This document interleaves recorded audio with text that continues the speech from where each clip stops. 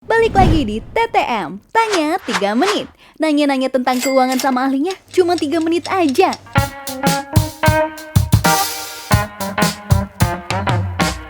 Halo Mbak Ninet. Halo Sobat Finansialku.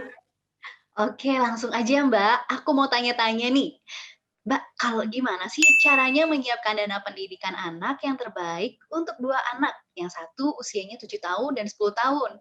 Setiap bulannya dana yang bisa disiapkan antara 1 juta sampai 1,5 juta. Kalau kayak gini gimana ya Mbak ya? Oke, sebenarnya cara mempersiapkan dana pendidikan itu ada tahapannya ya. Seperti kita tahu, Indonesia itu ada 3 tahapan wajib sekolah sebelum kuliah. Nah, biasanya kita sebut dengan 3S, SD, SMP, SMA. Nah, pertanyaannya, yang mau disiapkan itu dana untuk tahapan yang mana?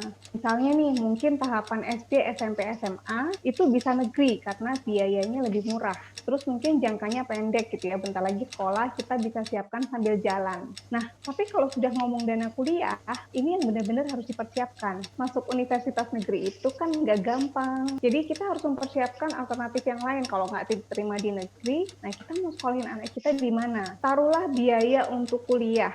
Maka sebaiknya yang pertama kali adalah Bapak Ibu bisa tanyakan ke putra-putrinya. Sebenarnya kalau besar pengennya mau berprofesi sebagai apa sih? Karena profesi yang diinginkan itu menentukan latar belakang pendidikan yang harus diambil. Misalnya mau jadi dokter, maka dia harus kuliah di fakultas kedokteran. Berikutnya adalah tahapannya kita memilih nih universitas mana sih yang favorit gitu ya, yang banyak dipilih untuk fakultas yang tadi kita pengen tadi. Kenapa? Karena tentunya kita pengen masuk di sekolah yang berkualitas. Harapannya adalah kalau kita pilih sekolah yang berkualitas, kita tuh jadi lebih mudah untuk mencari pekerjaan dan tentunya tujuan kita sebagai orang tua adalah membuat masa depan anaknya jadi lebih baik. Kalau misalnya Sobat Finansialku udah pilih nih universitas mana yang kira-kira akan kita ambil gitu, apakah di luar negeri atau di dalam negeri. Nah, ini orang tua harus cari tahu berapa sih biaya kuliah di sana, berapa sih uang pangkal yang dibutuhkan, uang kuliah semesteran, butuh berapa semester untuk bisa sampai lulus. Kemudian ada nggak uang kegiatan lain, misalnya uang laboratorium, praktek kerja. Nah, hal-hal seperti itu kita mesti tanyakan dulu, kita cari tahu. Berikutnya kalau sudah tahu berapa biayanya, maka kita harus ngitung berapa sih inflasinya. Biasanya ya inflasi biaya pendidikan di Indonesia itu sekitar 10-15% per tahun. Nah, cara ngitung ini teman-teman bisa pakai aplikasi Finansialku. Nah, di situ kita nggak perlu ngitung future value, pakai kalkulator finansial. Kita cukup masukkan aja